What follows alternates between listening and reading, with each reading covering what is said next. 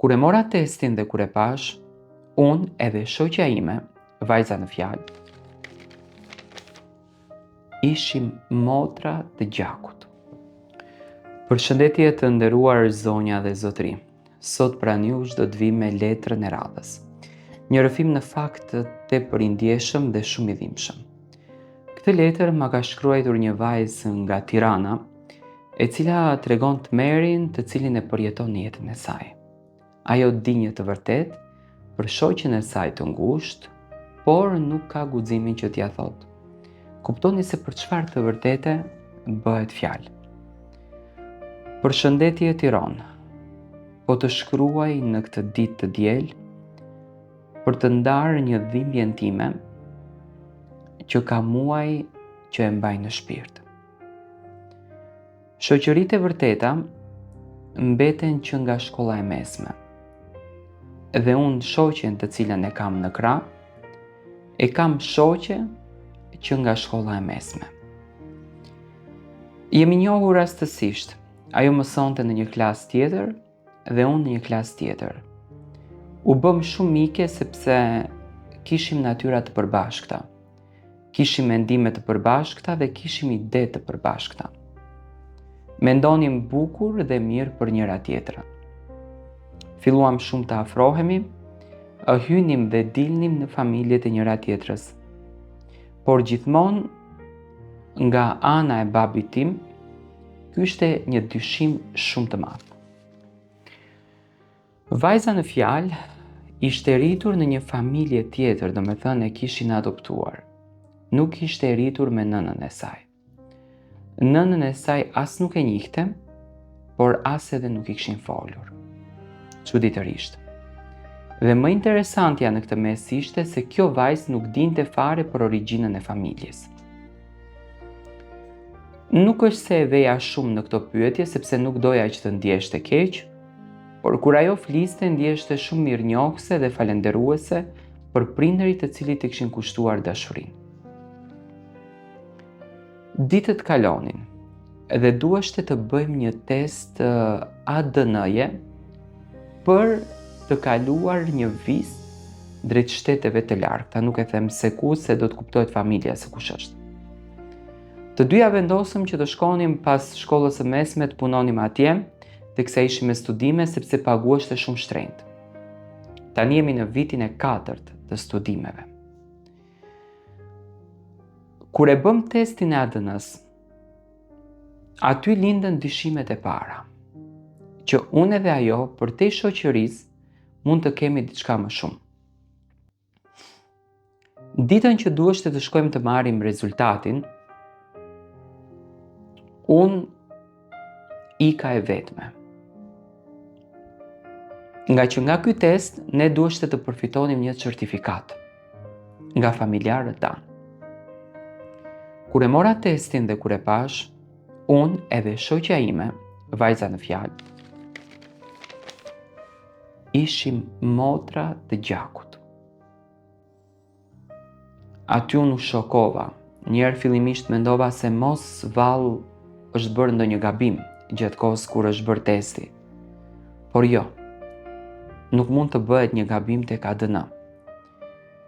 Ika në shtëpi e shokuar dhe me qetësinë time marr mamin në anash duke e pyetur se si është njohur me babain tim, çfarë të kaluar ka patur ai, gjë të cilën në fakt mami nuk e dinte.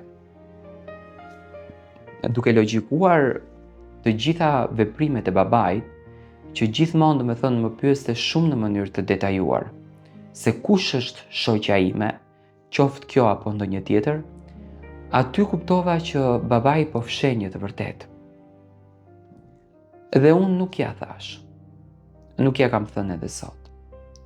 Ditët po kalonin ndërsa unë atë test e fsheha.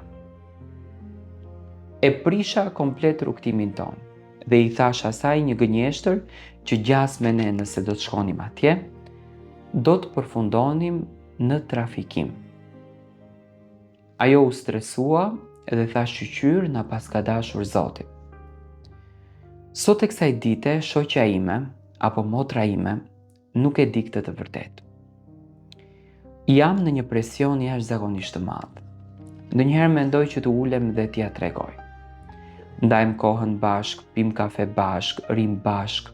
Tani unë jam e lidhur edhe më shumë emocionalisht me të, por nuk e kuptoj dot zanafillën e të vërtetës si qëndron, nga që nuk mund ta pyes edhe babain, por edhe atë. Dyshoj që i madh ka patur një lidhje me nënën e kësaj vajze. Dhe këtu është prish raporti dhe ajo ka mbetur shtatzën.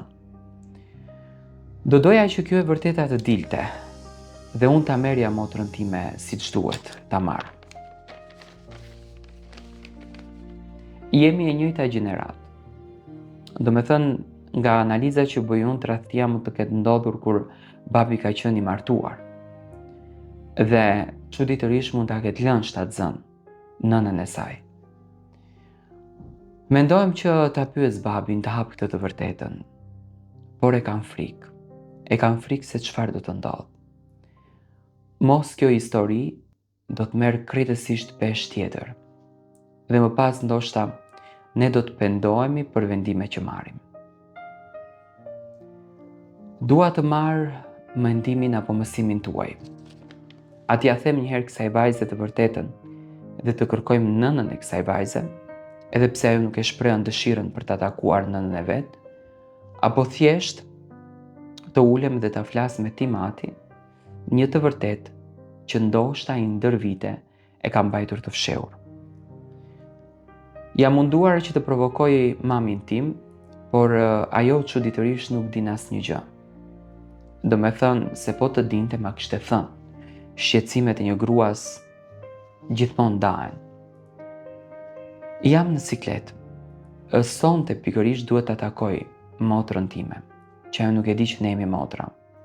E kemi lënë të dalim për një kafe, të flasim për provimet, të flasim tani për fundin e vitit që po na vjen.